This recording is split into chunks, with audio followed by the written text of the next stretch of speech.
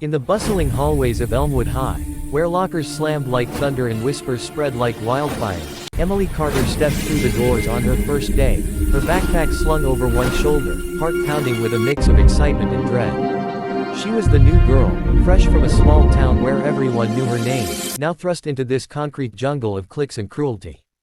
Her dark hair fell in waves over her shoulders, and her eyes, wide with curiosity, scanned the sea of unfamiliar faces. Little did she know, in the shadows of those orange lockers, a group of seniors led by Jake Harlan had already marked her as prey. Jake, with his backwards cap and perpetual smirk, ruled the school like a kingpin, his crew of loyal followers echoing his every command. They spotted Emily immediately, her shy smile, her uncoordinated steps, and decided she was the perfect target for their twisted initiation ritual. As the bell rang for first period, Jake bumped into her, accidentally, spilling her books across the floor. Laughter erupted from his entourage, a chorus of mockery that made Emily's cheeks burn. She knelt to gather her things, biting back tears, but Jake wasn't done. He kicked one of her notebooks away, his voice dripping with false sympathy. "Oops, new kid. Better watch your step around here." The hallway cleared as students hurried to class, leaving Emily alone with the echoes of their jeers.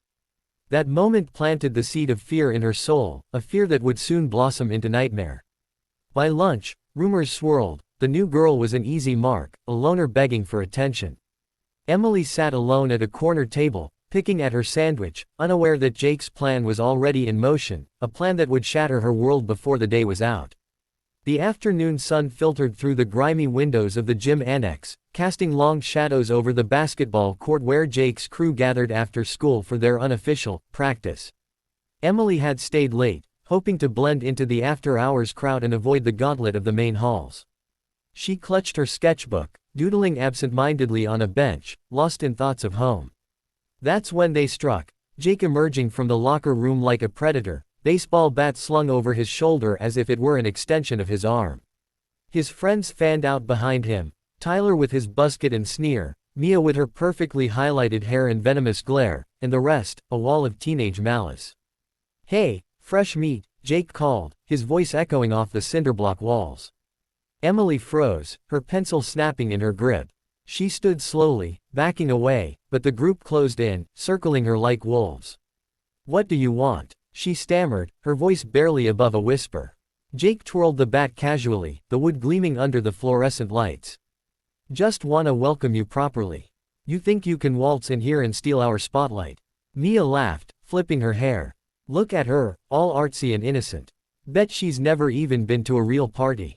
The taunts escalated, words like knives slicing into Emily's confidence. Tyler shoved her first, a playful push that turned rough, sending her stumbling into the bleachers. Jake stepped forward, bat raised not to swing yet, but to intimidate, the threat hanging heavy in the air. Emily's mind raced, run, scream, fight, but fear rooted her in place. This was no prank, it was a declaration of war, and she was the casualty waiting to happen. As the circle tightened, Emily's pleas fell on deaf ears, drowned out by the growing cacophony of insults and laughter.